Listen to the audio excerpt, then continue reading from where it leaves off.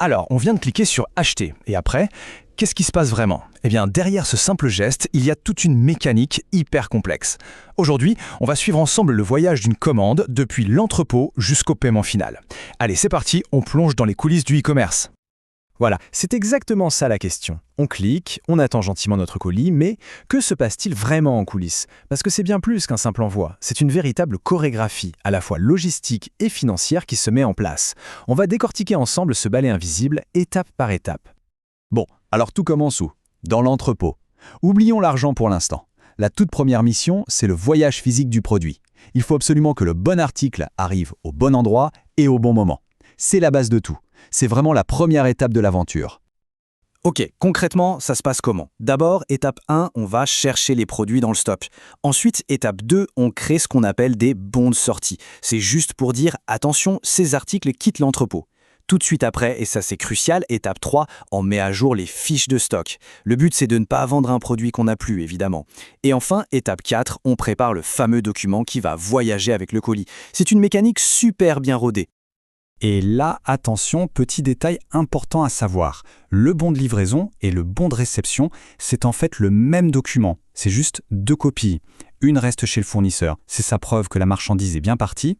L'autre est pour le client, qui va la signer pour prouver qu'il a bien reçu le colis. C'est tout bête, mais c'est absolument essentiel pour que tout soit clair entre les deux parties. Mais attention, ce n'est pas toujours le fournisseur qui livre lui-même. Souvent, il fait appel à un transporteur externe.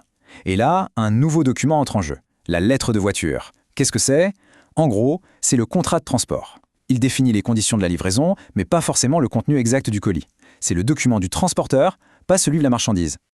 Bon, le colis est livré, il est réceptionné, on pourrait se dire « mission accomplie ». Eh bien, presque. Maintenant, on passe au deuxième grand chapitre, la partie financière.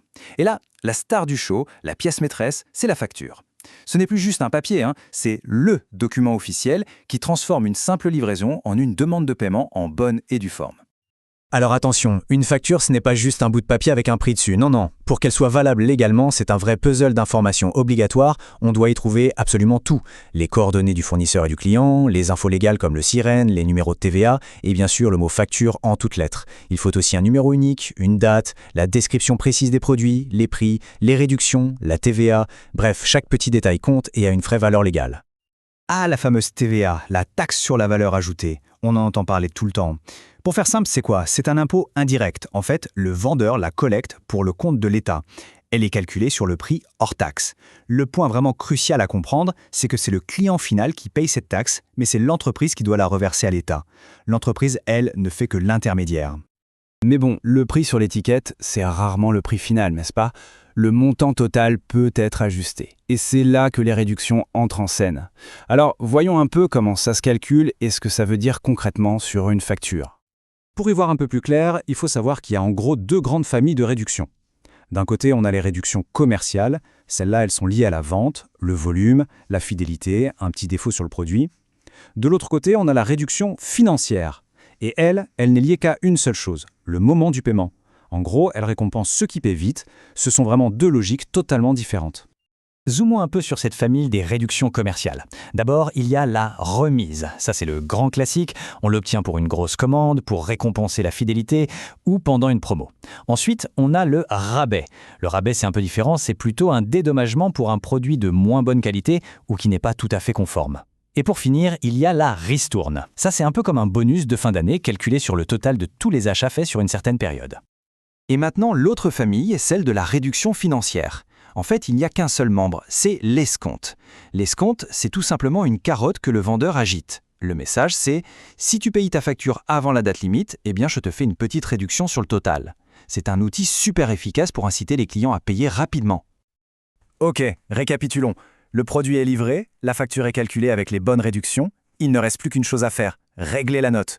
C'est la toute dernière ligne droite de notre parcours, le paiement. Et attention, même là, il y a quelques règles et différentes options sur la table. En gros, il y a deux grands scénarios possibles. Le premier, c'est le règlement au comptant. C'est simple, on paye tout de suite à la réception de la facture ou de la marchandise. Le deuxième scénario, c'est le règlement à crédit. Là, le vendeur accorde un délai de paiement. Le client a donc jusqu'à une date précise, qu'on appelle l'échéance, pour régler sa facture. Et ce n'est pas tout. Pour avoir encore plus de souplesse, le paiement peut aussi être fractionné. On n'est pas obligé de tout payer d'un coup. On peut l'étaler en plusieurs versements. C'est le fameux paiement en plusieurs fois, une option qu'on connaît bien et qui est super pratique, surtout quand les montants sont un peu élevés. Et voilà, la boucle est bouclée. Du simple clic sur le bouton acheter jusqu'à l'argent qui arrive sur le compte du vendeur. On a vu toute la mécanique, de l'entrepôt à la facturation, qui permet à tout ça de fonctionner. Mais tout ce système, finalement, il repose sur une chose essentielle, la confiance. La confiance que la facture sera bien payée à la fin. Ce qui nous amène à une dernière question, une question un peu plus délicate. Que se passe-t-il si ce dernier maillon de la chaîne, le paiement, vient à se briser ?